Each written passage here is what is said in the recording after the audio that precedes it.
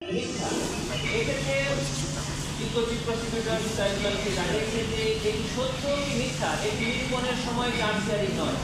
Charge hearing হলো কোনো আইনগত সুস্পষ্ট ত্রুটি আছে কিনা। সত্য মিথ্যা নির্ধারণ হয় ট্রায়ালে। চার্জ ফ্রেম হলেই কেবল বিচার হবে কি হবে না সেটা নির্ধারণ করে।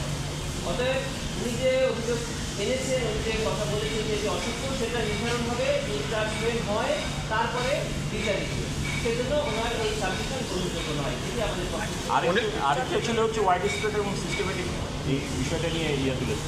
ওয়াইড স্প্রেড এবং সিস্টেমেটিক মানে হলো যে ইন্টারন্যাশনাল ক্রাইমসের ডেফিনেশনে বলতে গেলে মানববিরোধী অপরাধের ক্ষেত্রে কোনো অপরাধ কোনো একটি জায়গায় সংঘটিত হয়ে যদি সারা দেশব্যাপী ছড়িয়ে পড়তে হয় এবং সকল হত্যাকাণ্ড একই প্যাটার্নে হতে হয়, এটাই হলো সিস্টেম্যাটিক আর ওয়াইড স্প্রেড।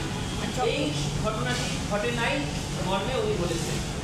আমাদের বক্তব্য একই যে এটি ঘটেছে কি ঘটে নাই সেটি নির্ধারিত হবে ট্রায়ালে গিয়ে। অর্থাৎ চার্জ ফ্রেম হলেই বোঝা যাবে, যখন সাক্ষ্য আসবে, যখন ডকুমেন্টারি এভিডেন্স ট্রাইব্যুনালে উপস্থাপন হবে, তখন বোঝা যাবে যে এটি ঘটেছে কি ঘটেছে। উনি আরও দুইটা পয়েন্ট তুলেছেন যে রাজাকারের বাচ্চা যে বক্তব্য সেটিকে অপব্যাখ্যা করা হয়েছে। 2 নম্বর হচ্ছে যে পুলিশ হত্যা হয়েছে শত শত, সেটির বিষয়ে এখানে সেভাবে আসে না। এই পয়েন্টগুলো তুলেছেন। এ ব্যাপারে প্রসিকিউশনের ব্যাখ্যা কী?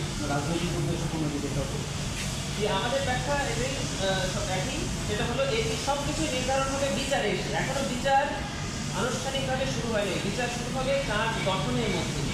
অর্থাৎ চার্জ গঠন না হলে এই কথাগুলো উনি যে বলছেন বা আমরা যে কথাগুলো বলতে হবে সেটা সত্য কি নয় সেটি নিরূপণ হবে বিচারে। বিচার শুরু হোক চার্জ গঠনের মাধ্যমে, তখন দেখা যাবে। যদি এটা সত্য না হয় তাহলে ওনারা খারাপ হবে।